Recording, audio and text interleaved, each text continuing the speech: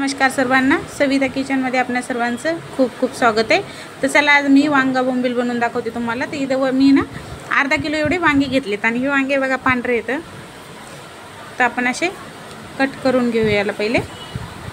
आता मी मोठ्यालेच कट करणार आहे। हे वांगे लवकर शिजतात आणि हे ना तसे मोठे मोठे तुकडे करून घेणार आहे मी सगळे वांग्याचे। तुम्हाला हवं तर बारीक करू शकता, पण लगेच शिजतं त्यामुळे मी असे मोठ्यालेच करून घेतले। तर बघा छानपैकी पाण्यात ठेवलेत काळे पडून लगेच म्हणून। आता इकडे आपण गॅसवर कढई मांडली, कढईमध्ये 2 चम्मच तेल टाकले। तेल थोडंसं गरम झालं की टाकूया एक कांदा। आता कांदा आपल्याला थोडासा परतून घ्यायचा आहे। थोडा कढीपत्ता टाकूया,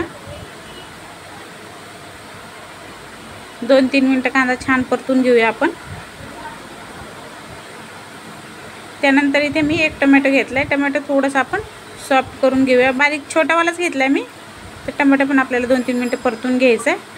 टोमॅटो कांदा आपला छान परतला की आपण इकडे टाकूया 2 चम्मच आपलं घरगुती लाल तिखट। त्यानंतर टाकायचे 1 चम्मच लाल हळदी आणि 1 चम्मच एवढं मी इथे गरम मसाला वापरलाय। थोडीशी आपण याच्यामध्ये कोथिंबीर टाकूया।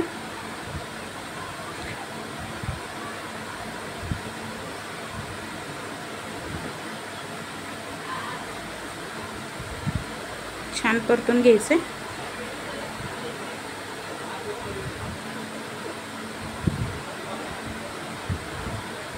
आता इकडे बोंबील बघा मी छान धुवून असे तेलामध्ये छान फ्राय करून घेतलेले, ते टाकायचे आपल्याला।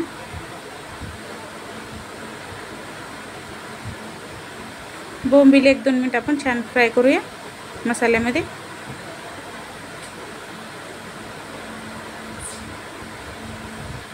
आता आपण वांगे कट करून घेतलेले ते टाकायचे।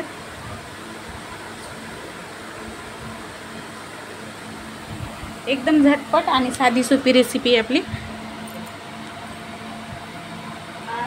तर चला आपण याच्यात आता चवीप्रमाणे मीठ ॲड करूया आणि व्यवस्थित याला मिक्स करून घ्यायचे।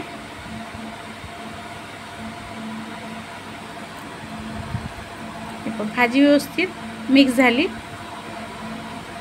आणि भाजी ना शिजून थोडीशी होती, त्यामुळे मिठाचं प्रमाण तुम्ही व्यवस्थित ठेवा। त्यानंतर आता आपण याला झाकून ठेवूया 5 ते 10 मिनिटासाठी स्लो गॅसवर ठेवायचे। पाणी अजिबात नाही टाकायचं। हे बघा मी 10 मिनिटं ठेवले आणि बघा भाजी आपली बघा केवढीशी झाली आणि शिजली पण 10 मिनिटामध्ये। स्लो गॅसवरच छान एकदम मस्त अशी भाजी आपली तयार झाली बघा। तर तयार झटपट आपली वांगा बोंबील।